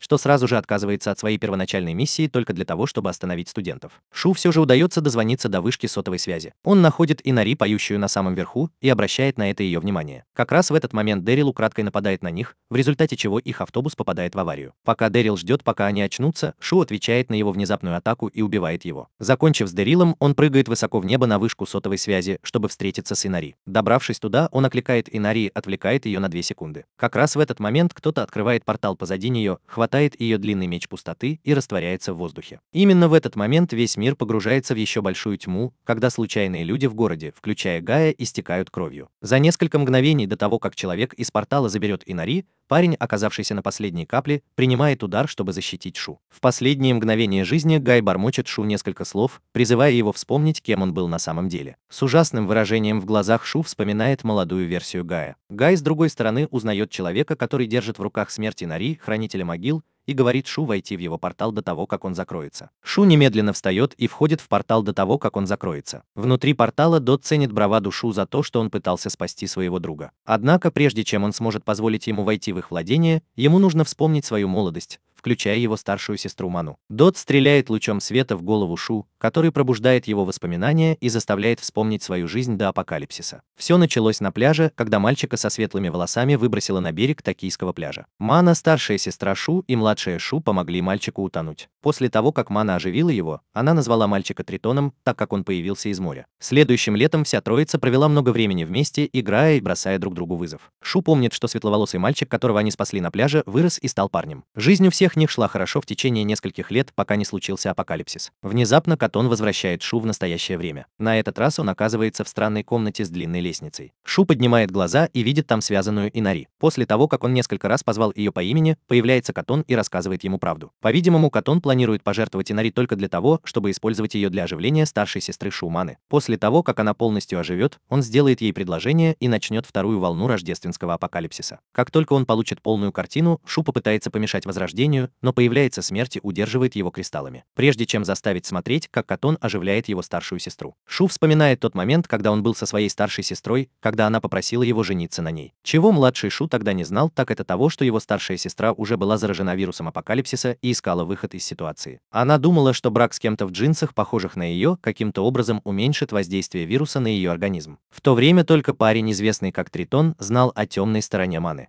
Однако в тот момент он просто не мог найти способ рассказать об этом Шу, так как Мана всегда была рядом с ним. Однажды, признавшись в своих чувствах маленькому Шу, Мана целует своего младшего брата в губы и запрещает ему что-либо говорить. В любое время, когда он спал или отсутствовал, она показывала Гаю свое настоящее ужасное «я». Однажды она рассказала Гаю о своем плане обмануть Шу и выйти за него замуж, просто чтобы снова стать цельной. Все, что Гай мог сделать в тот момент, это открыть рот от отвращения и удивления. Возвращаясь к сегодняшнему дню, Шу срывает с себя хрустальные цепи, в которые его заковали, и наблюдает, как Ката размазывает свою кровь по рту Инари. К счастью для него, Гай, Аисе и Цугуми, помощница Аисе, прибывают как раз вовремя, чтобы остановить пробуждение. Гай бросается к Шу и умоляет его вспомнить события, произошедшие в день потерянного Рождества, так как это будет иметь решающее значение для того, чтобы остановить его сестру от «разрушаем мир» во второй раз. Шу долго и упорно думает о том самом дне, и, наконец, в голове что-то щелкнуло. Как оказалось, парень помоложе позвал его в церковь в Токио только для того, чтобы он мог рассказать ему о своей ужасной сестре. К сожалению, для него Мана пришла первой, чтобы вручить ему свой рождественский подарок – пистолет. Отдав ему пистолет, Мана приказывает Тритону стрелять в рождественскую елку. Парень делает выстрел и случайно стреляет в себя. Как раз в этот момент прибывает Шу и находит своего друга Тритона на земле. Он бросается к Тритону и пытается оживить его окровавленное тело. Это так сильно разбивает сердце Маны, что она теряет контроль и выпускает кристалл из своего тела. Эта внезапная потеря контроля вызывает взрыв, который охватывает весь город Токио. Все люди в городе кристаллизовались и испарились в воздухе. Теперь, когда он вспомнил все, что произошло, убежденность Шу стала сильнее, чем когда-либо прежде. Он открывает новый образ себя, новый образ короля и снимает оковы памяти, наложенные на него смертью. Гай говорит Шу, чтобы он вытащил свою собственную пустоту и использовал ее, чтобы вернуть свою старшую сестру в покой. Шу выполняет его просьбу и забирает пустоту Гая. Гай использует свою пустоту, которая является оружием, которое заставляет другие пустоты проявляться, чтобы выстрелить в Инари, чтобы она могла вытащить свой длинный меч. Шу догоняет ее и берет меч, чтобы сразиться с Ката и смертью. Смерть делает Ката бесполезным и вырубает его, прежде чем забрать в их другие владения. Тем временем Гай подходит слишком близко к Инари и в итоге получает удар ножом от оков памяти Инари. Прекрасно понимая, что он умрет, Гай просит Шу исполнить его последнее желание и пронзить Инари насквозь, чтобы они могли остановить возрождение Маны. Шу проливает слезу по Гаю и пронзает его и наполовину ожившую Ману длинным мечом Инари. В последние мгновения своей жизни Гай благодарит Создателя за то, что он наконец встретил Ману, а затем исчезает. Шу возвращается к Инари и плачет от всего сердца, потому что только что потерял неотъемлемую часть команды гробовщиков. Через 2 недели после инцидента с Катоном и Гаем весь Токио находится на карантине и изолирован от всего мира. Шу и другие ученики его старшей школы оказались в ловушке на территории кампуса, так как правительство установило блокаду, чтобы помешать им вернуться в свои дома. Однажды утром Иза падает с инвалидного кресла, и когда она пытается доползти до кресла, к ней подходят 2 парня и пытаются приставать. Исей говорит им, чтобы они оставили ее в покое и позволили ей подняться самостоятельно. Однако у мальчиков на уме было совсем другое. Когда они на дюйм приблизились к груди Исея, появляется Цугуми и сбивает их с ног. Мальчики злятся и пытаются напасть на Цугуми, но прибывают Шу и остальные и прогоняют их прочь. Вместо того, чтобы сказать спасибо за помощь, Аиси просит дать ей немного уединения, чтобы она могла с трудом сесть обратно в свое инвалидное кресло. Шу и остальные оставляют ее в покое, возвращаясь в конференц-зал. Там они обсуждают положение дел в школе. Из-за карантина люди стали очень беспокойными и параноидальными. В разгар дискуссии Сауда предлагает организовать фестиваль, чтобы поднять настроение ученикам. Это было бы хорошим способом собрать всех вместе и подавить растущее недовольство между учениками. Ариса, нынешний президент студенческого союза, считает это хорошей идеей, поэтому она не возражает против этого. Ехира, с другой стороны, делает все возможное, чтобы предотвратить подобные вещи. К сожалению, для него это не его дело решать. В то время как Сагай и другие правительственные чиновники планируют что-то грандиозное для Токио, Шу и Ехиро обсуждают несколько вещей о пустотах и о том, как они будут развиваться. Вот так. Шу спрашивает Ехиро о его внезапном интересе к пустотам. Ехиро говорит ему, что ему просто любопытно, и он хотел бы узнать о них побольше. Дин Шу кивает в знак согласия и возвращается в аудиторию. Там он видит Цугуми и Хайра, играющих друг с другом. Атмосфера кажется напряженной, так как все студенты помогают готовить сцену для концерта эгоиста. К вечеру Цугуми встречает богатого мальчика из класса Шу и отдает ему всю свою тяжелую ношу. Тем временем Аисе наконец-то встречается с Харе, чтобы обсудить Шу. Харе благодарит Аисе и членов повстанческой группы «Гробовщик» за то, что они изменили жизнь Шу к лучшему. Однако богатый мальчик, с которым мы встречались ранее, тайно звонит Сигаю, чтобы спросить его о ходе реализации их последних планов. Сигай говорит ему, что правительство все еще обсуждает этот вопрос, и им придется подождать несколько дней, прежде чем будет принято окончательное решение. Похоже, что все хорошо проводят время на территории школы. В нескольких метрах от школы собираются несколько мятежников, мятежников и стыдят учеников за то, что они запланировали вечеринку в разгар кризиса. Один из них прибывает с боевым роботом и представляет его своим сверстникам в качестве своего нового козыря. Аяси остается на некоторое время наедине с Цугуми и обвиняет ее в том, что она отключила своего боевого робота, когда сражалась бок о бок с Гаем. По-видимому, Аяси винит себя в смерти Гая, так как она думала, что могла бы что-то сделать, чтобы спасти его. Цугуми отказывается что-либо говорить. Вместо этого она встает и уходит. Чуть позже появляется Шу, чтобы утешить Аясе, но прежде чем он заканчивает свою речь, повстанцы нападают на школу с оружием в руках. Шу везет Аясе в безопасное место, но это так сильно ее раздражает, что она падает с инвалидного кресла и умоляет Шу помочь ей встать на ноги. Ее собственное. Шу видит состояние ее ума и помогает ей проявить свою пустоту. В то время как мятежники нападают на студентов, пустота Аясе, которая дает ей механические ноги, дает ей временную подвижность и силу. Она использует свою силу, чтобы летать вокруг и уничтожать мятежников. Шу также вытаскивает длинный меч из ножен Минори и использует его, чтобы уничтожить всех мятежников прямо на глазах у студентов. Когда они заканчивают уничтожать всю группу повстанцев, вся школа приветствует их. Теперь, когда террористы побеждены, начинается концерт эгоистов. Когда Инари выступает перед учениками, Аясе благодарит Шу за то, что она позволила ей постоять за себя, когда террористы нападают на них. Цугуми удается поймать сигнал с радиовышки в городе и использовать его для питания большого телевизора в аудитории. Когда телевизор снова включается, идет экстренная трансляция. По-видимому, правительство решило изолировать всех жителей седьмой петли от других районов Японии, чтобы предотвратить распространение инфекции по всей Японии. Узнав эту ужасную новость, ученики собрались в спортзале на экстренное совещание с президентом студенческого совета Арисой. Ариса умоляет учеников дождаться вмешательства ее дедушки, но ученики устали ждать помощи, которая, возможно, никогда не придет. В конце концов, некоторые студенты поднимают шум, что приводит к беспорядкам среди остальных. В заключительной части собрания Нанба один из присутствующих студентов заявляет о недоверии Ирисе и предлагает отстранить ее от должности президента студенческого совета. После собрания все студенты выстроились в очередь в клинику, чтобы сделать прививку от вируса. Шу и остальные узнают, как сильно студенты ненавидят Арису. В то время как остальные защищают ее, Цугуми говорит о ней свысока и говорит им, что Ариса на самом деле не создана для того, чтобы руководить студентами. Где-то в другом месте Нанба и еще несколько студентов выражают свое отвращение к Арисе за то, что она слабак и плакса. Один из студентов предлагает им убрать ее, но Нанба успокаивает их и говорит, чтобы они оставили это на потом. Инари обыскивает всю школу в поисках Цугуми и находит ее на лужайке у реки. Она устраивается рядом с Цугуми и обсуждает их семьи. Когда они заканчивают разговор, Цугуми зовет Шу, которая подслушивала, и показывает ему прибор для измерения пустоты, который она нашла где-то после нападения террористов были уничтожены. Шу собирает прибор и использует его для измерения силы пустоты тех, кто его окружает. После этого некоторые ученики решают проверить пустоту Цугуми. Поэтому они удерживают ее и просят Шу убрать пустоту. Несколько часов спустя Ката и Сигай заменили очищение Токио. Мальчик, этот план предусматривал убийство тысяч людей, живущих рядом с баррикадой, а затем перемещение баррикад ближе, чтобы сократить территорию, находящуюся на карантине. Сигай и Ката дают добро, и те, кто живет рядом с баррикадой, очищаются до того, как баррикады будут втянуты внутрь. Новости о резне доходят до школы, и Ариса оказывается под еще большим давлением, когда понимает, что правительству наплевать на нее и учеников. За пределами карантинной зоны дедушка Арисы собирает Арго и еще одного чувака из похоронного бюро. Чтобы спасти свою дочь и всех остальных, другие выжившие все еще находятся на карантинной территории. На следующий день после резни по школе поползли слухи. Согласно некоему анонимному источнику, любой, кто сдаст любого члена похоронного бюро, будет освобожден от уголовной ответственности. Это вызывает еще больше волнений среди студентов, так как хулиганы среди студентов начинают яростно обыскивать других в поисках татуировок. В какой-то момент студенты начинают искать Инари, надеясь найти татуировку, которая выдает ее за гробовщика. Инари заботится о них и спускается вниз, чтобы встретиться с Шу, которая ищет ее. Что касается Аясе, то ее преследует куча парней Нанбы. Цугуми приходит ей на помощь, но мальчики слишком сильны для обеих девочек, поэтому их одолевают и захватывают в плен. Ариса зовет на еще одну встречу с другими учениками. Когда все они собираются, она говорит им одно и то же – ждать помощи от дедушки. На этот раз Нанба и его мальчики выходят на сцену, чтобы рассказать студентам о новом правиле гробовщика. Чтобы доказать свои претензии, они едут в Аясе вместе с Цугуми,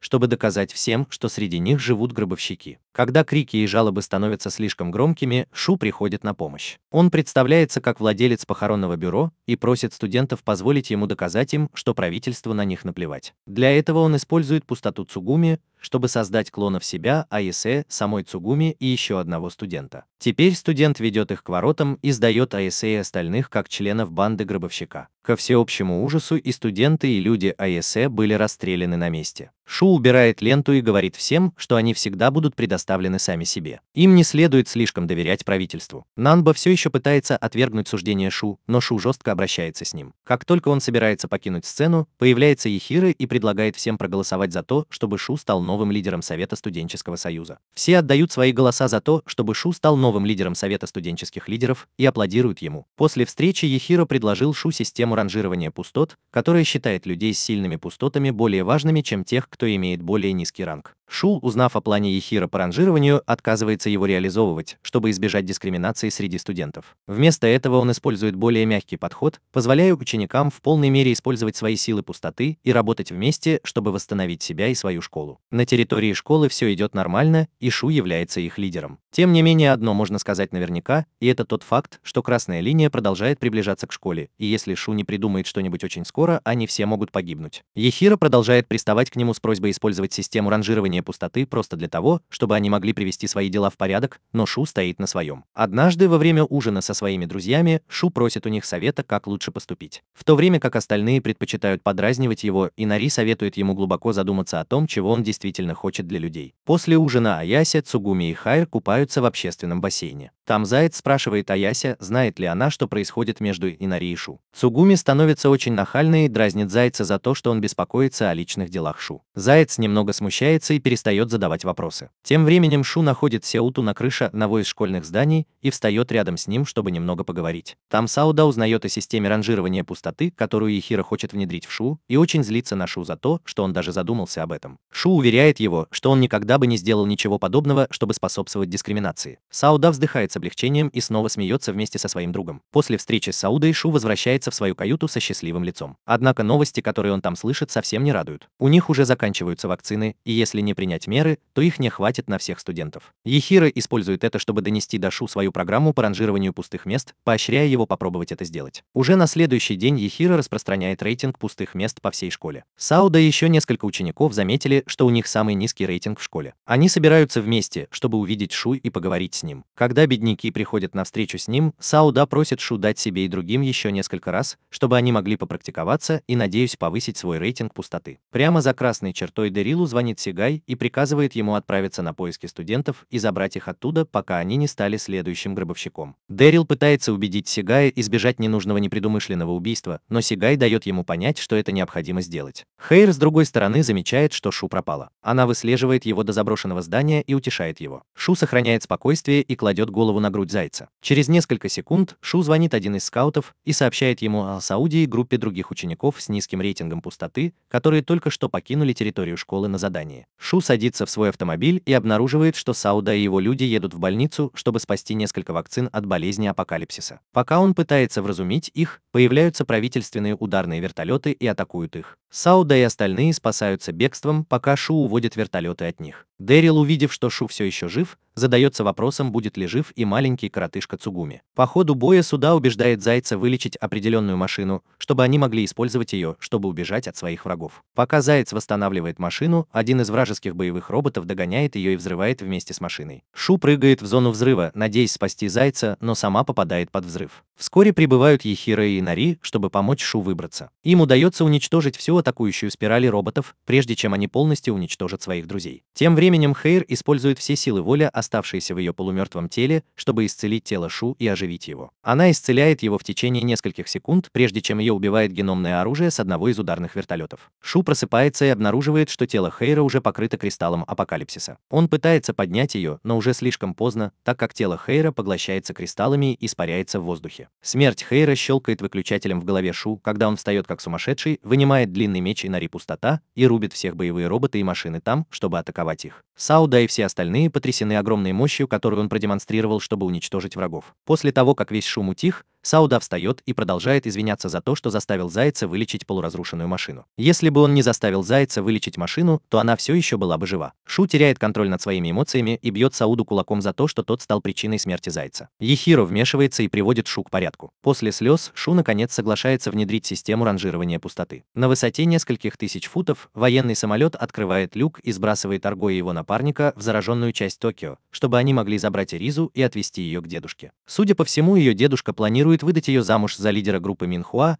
чтобы он мог вести переговоры с Ассоциацией азиатских стран от его имени. Когда они прибудут в назначенное место, Арго и его напарник выпрыгнут из самолета и спустятся на парашютах в зону карантина. Арго благополучно приземляется и пытается найти школу, в которой учится Ариса. По пути туда он обнаруживает, что несколько сотрудников секретной службы преследуют нескольких учеников. Арго скрывается из виду, чтобы посмотреть, что происходит, но только для того, чтобы узнать, что студентов преследуют, потому что они спасались от правления Шу. Услышав, что Шу был главным в школе, он раскрывает себя и следует за учениками в школу. Когда он добирается туда, он договаривается о встрече с Шу и встречается с ним лицом к лицу. Арго испытывает самый большой шок в своей жизни, увидев, как становятся темными туфли. Шу демонстрирует пустоту на экзамене перед Арго, который прерывает его. Увидев его, Шу приветствует его в школе и спрашивает о его делах с ними. Арго говорит Шу, что он здесь, чтобы забрать Арису, но Ехиро вмешивается и говорит Арго, что Шу в настоящее время занят и не может уделить ему внимания. Вместо этого они могут поговорить и прогуляться, пока Шу выполняет свои ежедневные обязанности. Естественно, у Арго нет никаких проблем с этим, поэтому он сопровождает Шу и его людей до доков. Там он находит студентов младших курсов, которые вместе работают над спасением затонувшего военного корабля в поисках вакцин и припасов. Пока они осматривают все это, у Сауды выходит из строя кислородный насос, и он оказывается в ловушке под водой, и ему остается жить всего несколько минут. Вместо того, чтобы попросить кого-нибудь помочь ему, Сюй приказывает ученикам подождать, пока Сауда сам выберется из воды. Арго испытывает отвращение к тому, каким человеком он становится. Он игнорирует приказы Шу и отправляется помогать восстанавливать кислородный баллон суда. Шу очень злится и держит Арго на мушке. Вот так он ясно дает понять Арго, что они не будут отпускать Арису к нему, так как ее пустота очень полезна для них. В заключение Шу дает Арго два варианта выбора. Он либо клянется повиноваться ему, либо умирает мучительной смертью. Арго проклинает последствия и предпочитает умереть, прежде чем ответить ужасному человеку, который называет себя Шу. Шу приказал задержать Арго и посадить его в камеру за его пренебрежительные действия. С наступлением темноты Цугуми использует своего робота, чтобы информировать Арго о последних событиях в школе. В другом месте Аиси пытается вразумить Шу, но это приводит к таким неприятным последствиям, что она дает ему пощечину. Шу благодарит свои звезды за то, что рядом никого не было, иначе он не смог бы этого не заметить. Арго, выслушав всю историю действий Шу, решает что-то предпринять, пока вся школьная система не рухнула. В другом месте Харука и Сигай встречаются и обсуждают свои недавние планы относительно учеников. Тем временем появляется Ариса, чтобы взять интервью у сотрудника похоронного бюро, которого они захватили ранее. Ехиро, с другой стороны, проводит ночь, развеивая слухи, которые распространяются по школе. По-видимому, некоторые люди считают, что Хейр умерла из-за того, что ее пустота была нарушена. Даже если в этом и есть доля правды, Ехиро все равно отказывается в это верить. Шу встречается с Инари, чтобы поговорить с ней. Во время их разговора он получает известие о том, что Арго, один из гробовщиков, сбежал из-под стражи. Почти сразу же Ехиро, Шу и остальные отправились на поиски Арго. Шу и еще одна женщина находят Арго в спортзале и приказывают ему остановиться и сдаться. На этот раз Арго по-настоящему разозлился и решил напасть на Шу. Он достает нож и прижимает его к земле, пытаясь вразумить его. Некоторое время спустя появляется Ехиро и направляет свой пистолет на Арго, приказав ему остановиться. Арго немного отступает назад и подчиняется власти Ехиро. Именно в этот момент происходит что-то странное. Балка с потолка падает вниз и разрывает пустоту в душе девушки. Почти сразу же девочка превращается в кристалл и растворяется в воздухе. Именно тогда Шу обнаружил, что Ехиро лгал ему все это время и что слухи на самом деле были правдой. Шу очень зол на Ехиро за то, что он сделал, и спрашивает его, как быть дальше. Ехиро говорит ему, что теперь пути назад нет, иначе они рискуют неминуемо погибнуть от вируса. Арго устает от всей этой чуши и говорит Шу, чтобы он вернулся к своему истинному «я», пока не началось восстание. Шу кивает в знак согласия, подходит ближе к нему и вытаскивает свою пустоту, прежде чем пригрозить ему молчать. Неподалеку Инари ловит Арису, пытающуюся сбежать из школы с несколькими другими дамами, и ранит их, чтобы помешать им сбежать. Дедушке Арисы звонит лидер группы Минхуа и сообщает, что сделка расторгнута. Харука хочет, чтобы ее сын простил ее за то, что она собирается сделать. Как раз перед тем, как сцена погружается во тьму, из своего инкубационного резервуара появляется оборванный мужчина. На следующую ночь Шу обнаруживает группу своих разведчиков, которые бездельничают и проверяют правительственную баррикаду. Шу проходит мимо со своими охранниками и видит, что они покидают свои посты. Ученики пытаются объяснить свое затруднительное положение, но Шу задерживает их и наказывает за пренебрежение своими обязанностями. Вернувшись в свое школьное убежище, Шу продолжает планировать свою следующую большую миссию. Ехиро находит его в военной комнате и говорит с ним о растущем недовольстве среди учеников. Шу объясняет, почему его выбор правления является лучшим. По его словам, не было бы никакой дисциплины, если бы он управлял своими эмоциями. Именно в этот момент Инари, которая была с ними в комнате, вспоминает свою последнюю встречу с Эрисой. По-видимому, она была одержима чем-то опасным, и это заставило ее ранить Эрису ранее. Шу замечает обеспокоенное выражение на лице Инари и проверяет, все ли с ней в порядке. К счастью, так оно и есть. С другой стороны, Эрисе звонят из ее подземелья. Она объясняет, в какую ужасную ситуацию их втянула Шу, и это привлекает внимание ее охранника, который заходит и видит, что она разговаривает по телефону. Не задумываясь, охранник выхватывает телефон из рук Арисы и угрожает сообщить о ней Шу. Однако Ариса подкупает его тем, что он кладет руки ей на грудь. В другом месте Нанба и другие повстанцы распространяют по всей школе слух о смерти Зайца. Согласно их теории, Зайка умерла из-за того, что ее пустота была нарушена. Видя это, ученики очень расстраиваются из-за того, что Шу использовал их, и планируют отомстить ему. В нескольких тысячах метров от Токио группа правительственных чиновников из ООН обсуждает свои дальнейшие планы в отношении Японии. Тем временем охранник Арисы расспрашивает ее о распространении ложных слухов о пустотах. Ариса начинает убеждать его принять эти слухи за правду. В другом месте Инари встречается с Шу, чтобы обсудить с ним несколько вопросов. Она говорит ему, что боится того, кем она становится, и что иногда она теряет сознание только для того, чтобы проснуться, не помня, что она делала в последний момент. Шу обнимает ее и говорит, что с ней все будет хорошо. Как раз в этот момент появляется Ехира и рассказывает о человеке, который напал на Арису. Он дает Шу понять, что именно Инари напала на Арису. Поэтому они должны наказать Анари, чтобы поддерживать закон и порядок в школе. Шу вспыхивает и очень устает от выступления Ехира. Теперь он ясно понимает, что Ехира никогда не считал его своим другом и все это время просто использовал его как свою марионетку. Ариса получает свою плату за помощь в распространении слухов о разрушении пустоты среди студентов. Ариса, получив свой платеж, который представляет собой документ, содержащий дату и время события исхода,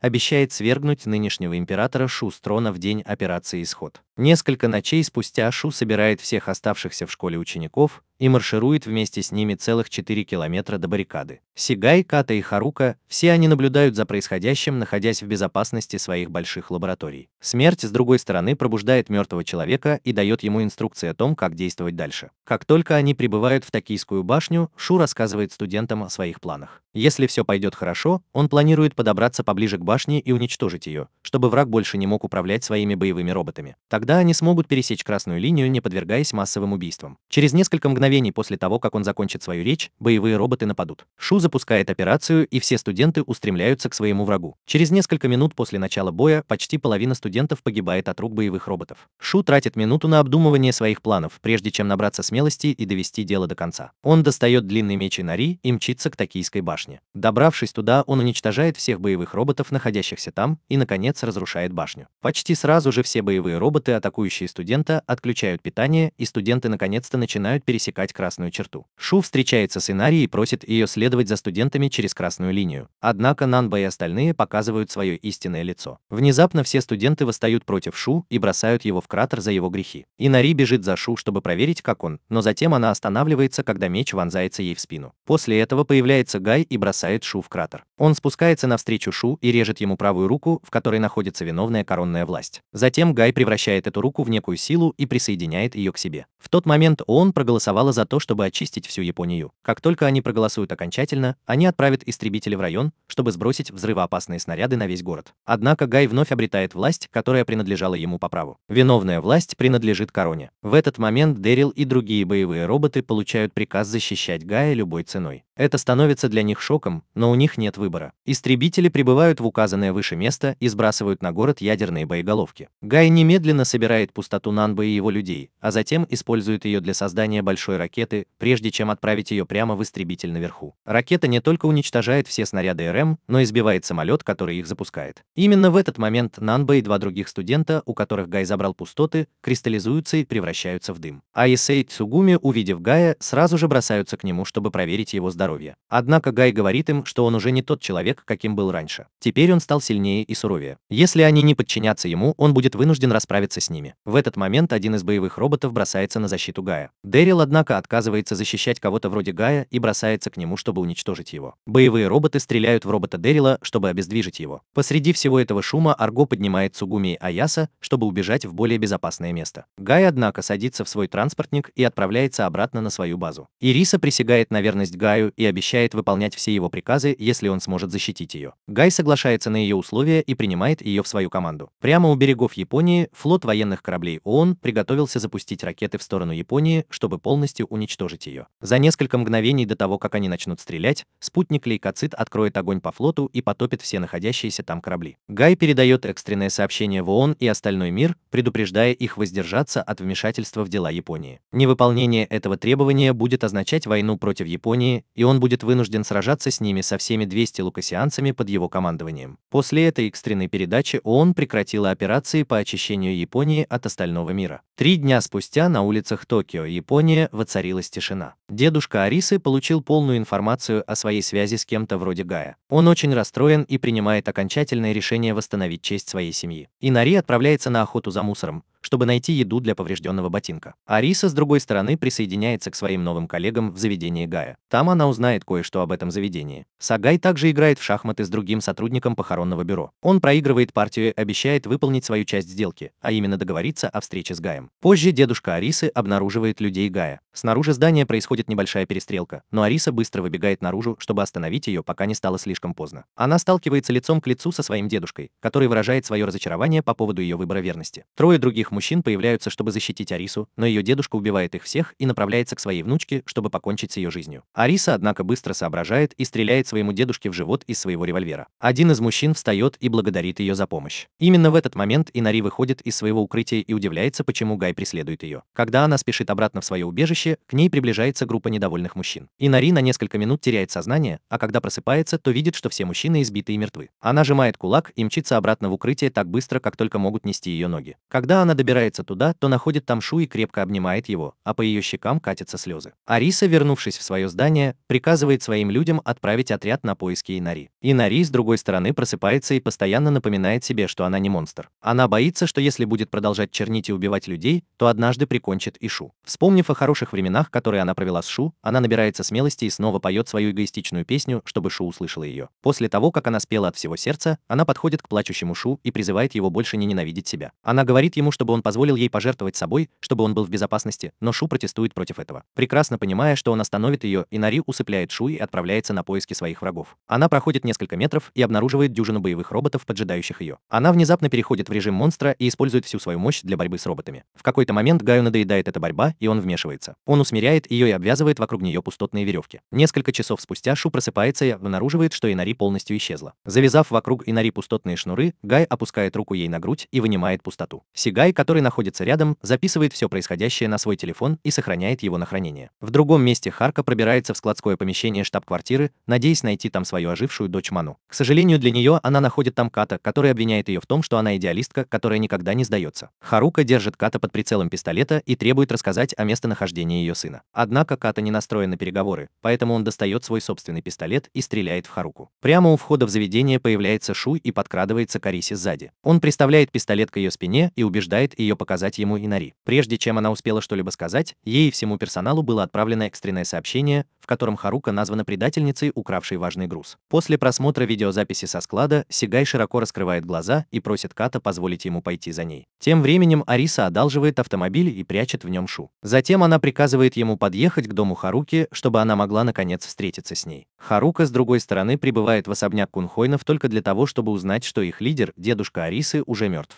Она находит Карачи, своего старого друга, и вспоминает о хороших временах, проведенных с ней. После того, как она догнала его, она входит в здание и находит там других сотрудников похоронного бюро. После того, как она устроилась, она мило беседует с местными жителями и вспоминает чудесные моменты, которые когда-то пережила с Шу. Так вот, оказывается, что Харука на самом деле не была биологической мамой Шу, так как выяснилось, что она была повторно замужем за его отцом Умэй Куросу. Сигай и его команда находят и допрашивают женщину о местонахождении убежища гробовщика. Подтвердив свои подозрения, он приказывает своим людям переодеться в штатское, чтобы обмануть людей гробовщика и проникнуть в их дом. Его планы срабатывают, когда гробовщики попадают в их ловушку. Когда они находят Сигая среди его людей, уже слишком поздно, так как они уже впустили их внутрь. Сигай приказывает своим людям открыть огонь по всем, кто находится в комнате, и начинается настоящий ад. Угума защищает Харуку ценой своей жизни и следит за тем, чтобы она избежала смертоносных когтей Сигая. К несчастью для него, он теряет свою жизнь. Харука присоединяется к Карачи на своем двухместном велосипеде, и они едут навстречу своей последней надежде с помощью генома пустоты, который украла Харука. Аисе, Цугуми и другие гробовщики ждут возвращения Арго и других разведчиков с новостями о базе Угума. Когда они возвращаются, то приносят плохие новости. Угума и остальные мертвы. В этот момент появляется Харука и отдает последние почести павшему герою Угума. Еще один бывший член повстанческой группы гробовщик встречается с Гаем в его новом убежище. Он стыдит Гая за то, что тот выбрал самый низкий жизненный путь, на который только мог пойти. Но Гая, похоже, совершенно не волнует, что тот чувствует. Затем парень улыбается и обещает уничтожить Гая изо всех сил. Ближе к вечеру Харука и Аисе встречаются, чтобы поговорить о геноме пустоты, которым она владеет. Харука говорит ей, что Шу, возможно, будет тем, кто воспользуется таким препаратом, когда придет время. Во время их обсуждения Сагай и его боевые роботы обнаруживают их местонахождение. Где-то на шоссе, недалеко от убежища, Шуит выходит из машины Эрисы и направляется прямо к Гаю и его людям. Арго и другие гробовщики готовятся сразиться с Сигаем и его людьми. Аяся, однако, умоляет Харуку позволить ей использовать геном пустоты только для того, чтобы она могла уничтожить Сигая раз и навсегда. Харука наклоняется, чтобы достать геномный препарат, но Сигай догоняет их и останавливает Аяся. Он выбивает геном из рук Харуки и обещает забрать его себе. Аясе отвлекает его и переносится вниз в геном пустоты. Сигай следует за ней, сбрасывает ее с инвалидного кресла и отталкивает от нее геном пустоты. Вскоре прибывает Шу и обнаруживает, что препарат с геномом пустоты лежит совсем рядом с ним. Он берет его и вводит препарат в свой организм, несмотря на несколько предупреждений и возражений со стороны матери и других людей. Внезапно тело Шу претерпевает невероятную трансформацию, и он становится новым королем преступной короны. За считанные минуты Шу получает новый знак «Виновная корона» на левой руке,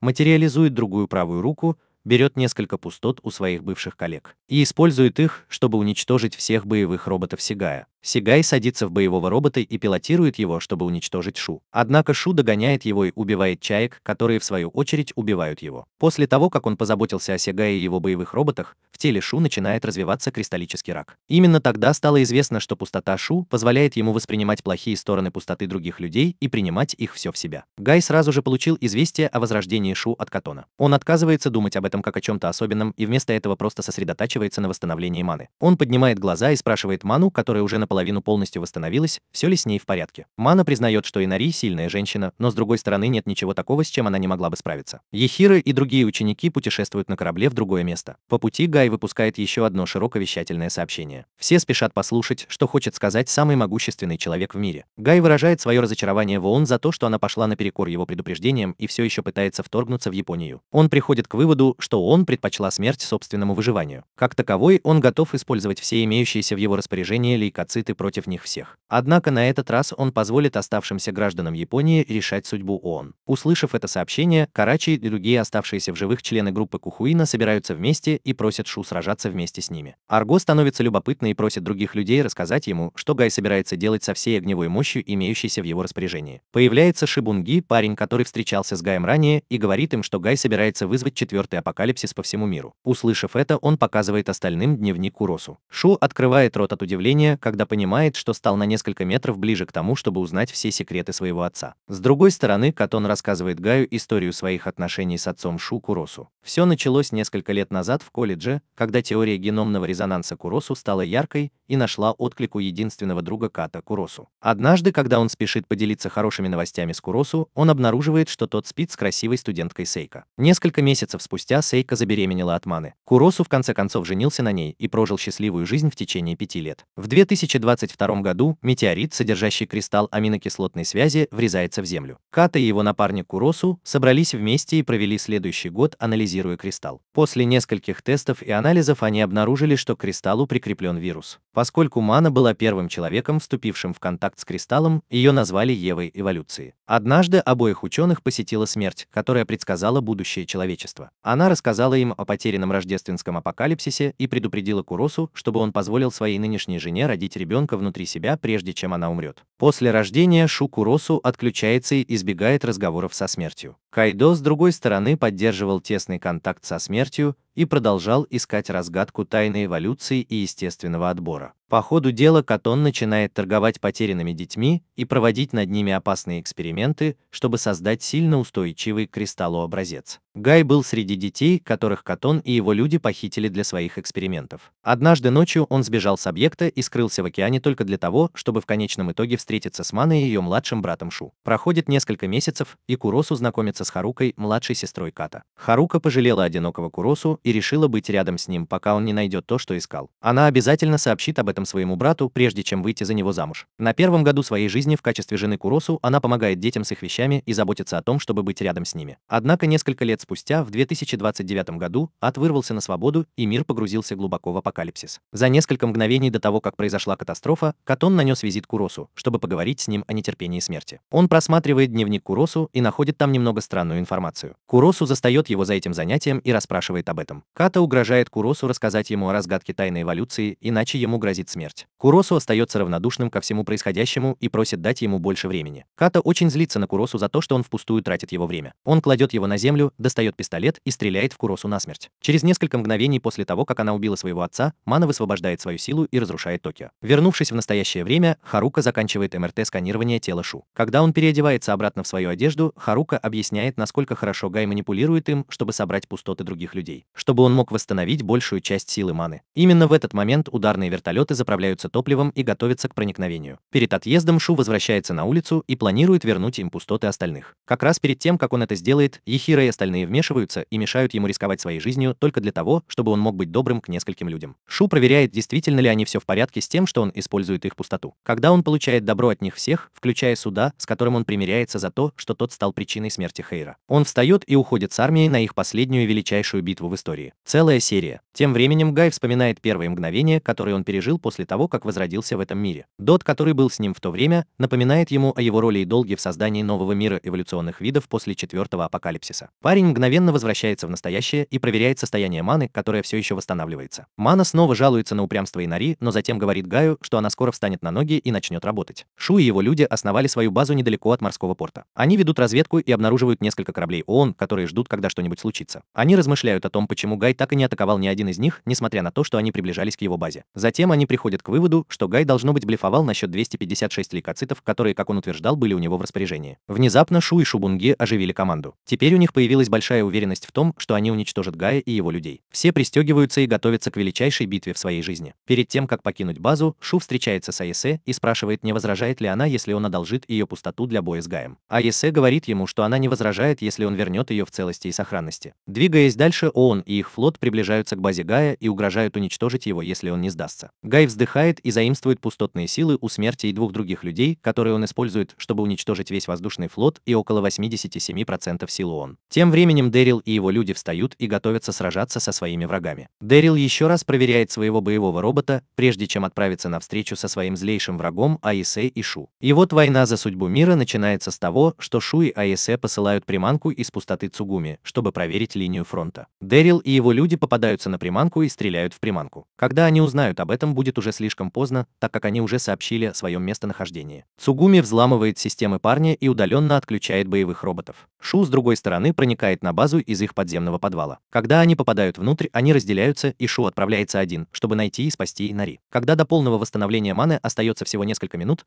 Гай позволяет Инари попрощаться с ней в последний раз, прежде чем она отключится навсегда. Инари благодарит Гая за то, что он подарил ей жизнь, и желает, чтобы он мог искупить свои грехи. Гай спрашивает ее о Шу и о ее чувствах к нему. Инари рассказывает ему о причине, по которой она влюбилась в него. Он просто слишком похож на человека, чтобы быть правдой. Он совершал ошибки, исправлялся после них и становился сильнее с каждой минутой невзгод. Гай широко раскрывает рот от удивления, когда кристалл поглощает Инари. Он задает ей последний вопрос. Кто такая Шу? В тот момент воспоминания Инари уже исчезли. Она начинает петь песню, которую слышит только Шу. К счастью, она понимает смысл сказанного, и Шу следует за звуком ее голоса и в конце концов находит ее. Он объединяется со своими людьми и добирается до центрального командного пункта, но там его поджидают Дат и Кета. Арго и остальные пытаются напасть на Дата, но вскоре он расправляется со всеми ними. Затем он отделяет комнату, чтобы изолировать себя и Шу. Прежде чем сразиться с Шу, он задает ему всего один вопрос. Теперь, когда Шу пробудил свою королевскую силу, считается, что в данный момент он находится на одном уровне с Гаем. Как посланник эволюции и естественного отбора, Дот спрашивает Шу, действительно ли он планирует возродить мир после 4-го апокалипсиса. Естественно, Шу отказывается это делать, и это немного разочаровывает смерть. В результате он решает лишить Шу его королевского титула. Для этого он берет пустоты у своих подчиненных и использует их для борьбы с Шу. Шу берет пустоты, которые он собрал у своих людей, и атакует смерть. Дэрил также мстит Цугуми за то, что он тогда уничтожил его гордость. Во время их ссоры Дот обвиняет Шу в том, что он пожертвовал всем, что у него есть, ради кого-то вроде Инари. Это задевает Шу не самым лучшим образом, так как он становится еще более злым и атакует смерть всем, что у него есть. Дот также отвечает на атаки с той же силой, но в конце концов Шу побеждает его. За несколько мгновений до исчезновения Дот бросает вызов Шу, чтобы уничтожить Гая и Ману. Когда Мана поглощает Инари в кристалле, Инари роняет последнюю слезинку,